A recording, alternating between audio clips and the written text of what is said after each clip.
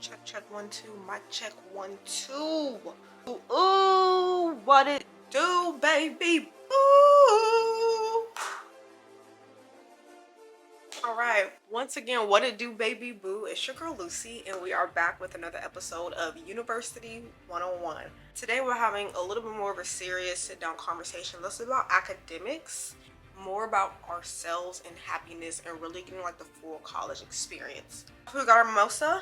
I work on the weekends, so it's Monday, and today is my Sunday, so mimosa time. In case you're wondering, there's a video on my TikTok of me making this mimosa, but this is the Snoop Dogg champagne because I'm a Cali girl. I was born in Los Angeles, California. We support black businesses, and like it's just really, really cool. And the story behind the champagne is really awesome too. This is not sponsored, by the way.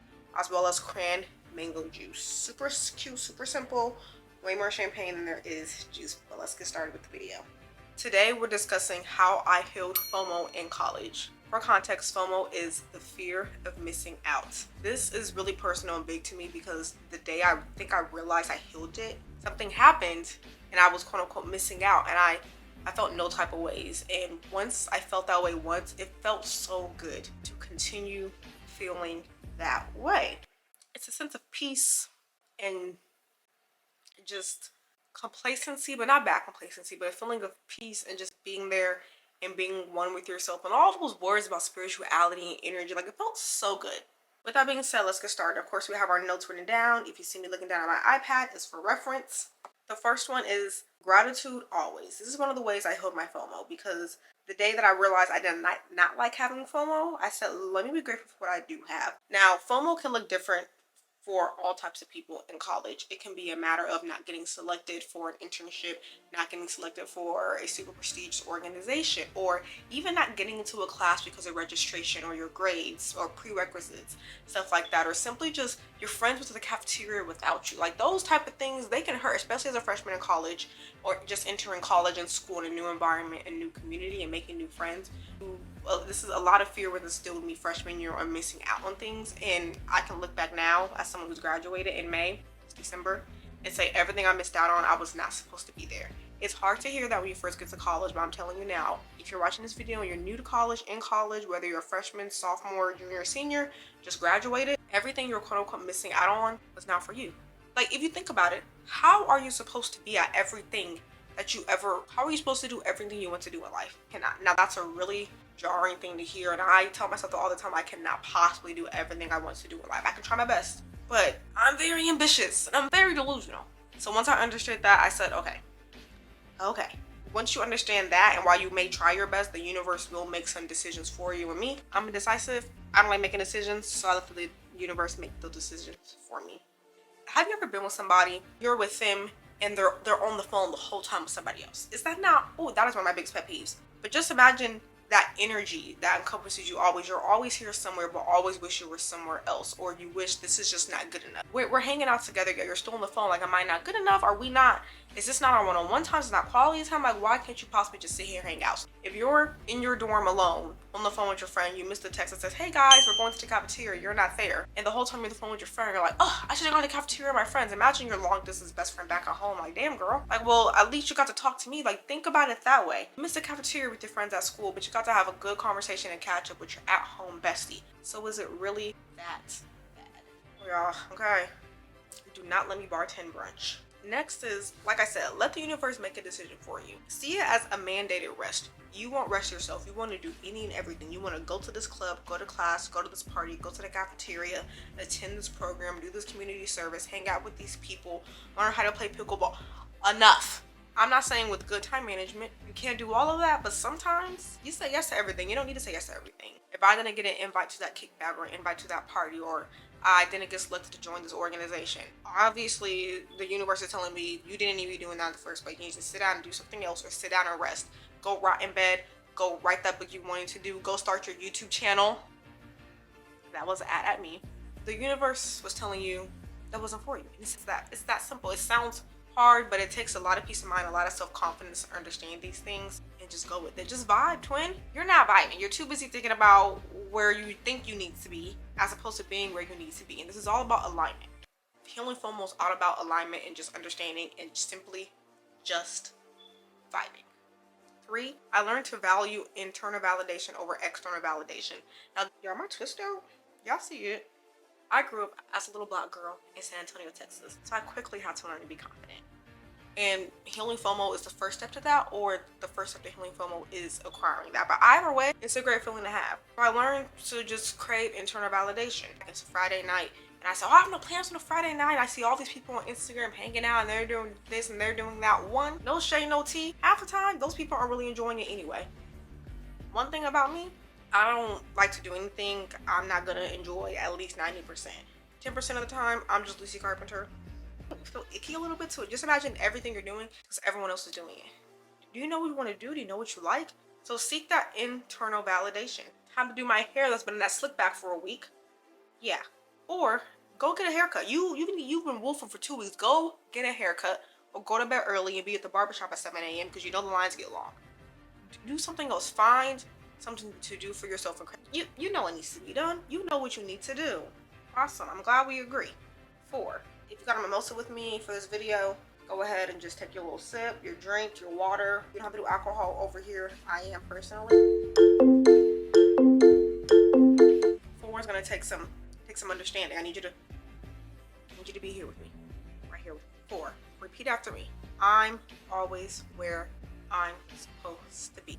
Once again, I am always where I am supposed to be. Currently, right now, majority of my friends are in school. All the friends I made in Boston this summer at school, at MUAH, out Spelman, having a ball.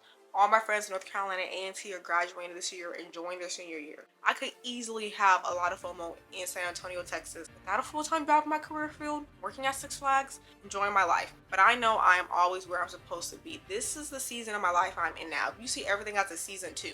This is not permanent. I don't plan on staying here forever without a full-time job in my career field. I really plan on becoming an author, being a digital nomad author, but you know that has to come later in life. We have to get some things together first. That's hard to understand. After a couple weeks, a week, even a month, you're gonna be sad. That's fine. Be sad. Sit in that sadness, but also sit in the happiness. And what else can I do? If you really want to fill that time. If not, it might be a season of rest. It might not be the season for you, and it's really hard to understand and grasp until you're kind of on the other side of it. It's one of those bridges you have to cross, but I promise you will cross it. And I promise the world will not end. The world did not end when I was 16. The world did not end when I was 17. The world did not end when I was 20 in my room bawling because I didn't get the opportunity I really wanted. The world did not end, and here I am. I never expected to buy this camera, but because of an opportunity that I did not get, I could save money and afford to buy this camera. Hey, the world goes round. So know you're always where you're supposed to be, and just, okay, take it as a lesson. It's story time. It's content. Everything is content. 5, this kind of goes into 4, be present. This kind of goes into everything. Once again, no one likes that friend that's with their group of friends that's always on the phone. You're not present. Be present in the moment. Understand where you are and be grateful. I'm at home right now living with my family again after being away from them for 4 years at school. I spent the last 2 summers away. So I spent 2 summers at home, and even some breaks I did not come home. So I'm really appreciating being here for the holidays, not having to buy those flights back, and really watching my little brother grow up, being able to take him to and from school, having him come to work with me. Is fabulous. I get to see him grow up, hang out with my parents again, do stuff with my mom now that I'm 21. And we can be lit and cute and turn pretty and outside with my mom and my parents. Hanging out with my twin sister. I spent my entire life with. Boom, 18, we go to college. I don't see you for 3 months. That's crazy. That's crazy. Hanging out with my best friends who also just graduated, who I also haven't seen a lot over the last 4 years. I'm just being present and taking this time. It's okay. I'm in the season right now. How can I maximize it? How can I focus on my happiness? Now, this is not toxic positivity, saying you have to be completely happy in every circumstance that you are in. Stop focusing on what you don't have, because you don't have it. So take steps to go get it, or be present, because you're probably not even really missing out. There's so many things to do in this world. You are bound to miss out. So it's just easier not to. There are so many things in this world to do and see and experience that you're bound to miss out. So it's just easier not to. It is stressful to think you're always missing out on something. If you want to talk about that, is stressful. 6. Now, this is something I experienced in college, and I got a little offended about it. The person you invite somewhere, hey, we're doing a sip and paint on Friday night. Like, would you like to come? And as opposed to saying, yeah, I'm free, I'll come. Or, maybe this might run over, or I'm waiting on a phone call from someone. So they kind of just say, I might come I don't know, and you say, oh, I do have something else to do, maybe to see if you can coincide schedules or figure something out for them because you want them there. I presume it's why you're inviting them. Oh no, I'm gonna try to see if there's like, something else. So I'll see what's going on that night. FOMO. That is a symptom of FOMO. I don't know if anyone realizes that that's a symptom of FOMO. Just kind of waiting around to see if there's something better. That's how you make your FOMO worse. One step to healing FOMO is if you get invited somewhere, try your absolute best to go. Don't try your best, do your best to go. As a matter of fact, just go. There are very little excuses in the world for not showing up to something that someone took their time to invite you to. The majority of the time, the people that I see with the most FOMO are the ones that get invited and don't come. It's kind of like a cycle. So 6, you actually don't have that many options, and stop treating everything like an option. Because once you start treating everything like an option, people start treating you like an option.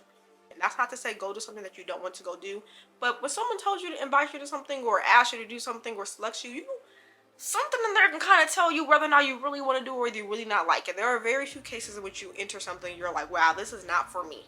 And people can tell when you really think something is for you and it's not, and you made a mistake. People make mistakes. But people can also tell when you're waiting around for something better because you're treating everything like an option. That's how you really make your FOMO worse. So stop treating everything like an option. You actually do not have that many options. Figure out your priorities and be upfront about it and have boundaries, which kind of leads into 7. Figure out what you actually like. Whether you have to sit down and write down a list of core values or a list of your hobbies, I can sit here and tell you my core values right now. Friendship, community, family.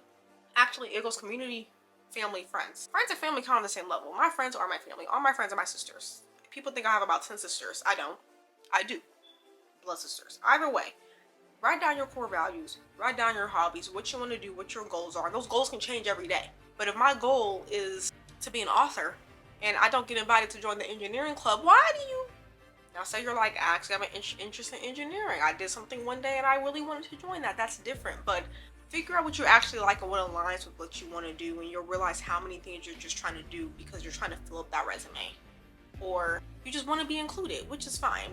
Everyone has a sense of community and wanting to be included. Community and inclusion it fuels me personally. I love including people. I love community. That's one of my core values, is building a community. It's always what I'm striving towards, building a community.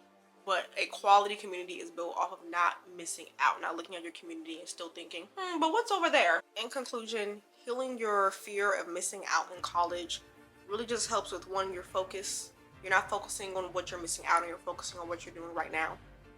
Mental health, it really has so many benefits, but you have to heal it step by step by step. This didn't happen in a day for me. I still have little moments where I look at something on Instagram and I'm like, oh, I wish I was there. And you know what? I just enjoy being able to see it on Instagram. But healing your FOMO in college really is a step in the right direction for your mental health and especially your success as a student. Now, thank you guys for watching another episode of University 101. Make sure to comment, like, and subscribe. Drop in the comments below any other topics you want me to discuss, any other episodes you want me to do. This is a running series that I am working on. But thank you again for watching. Comment, like, and subscribe, and we will see you for another episode soon. Bye. Working on my shit. Working on my shit.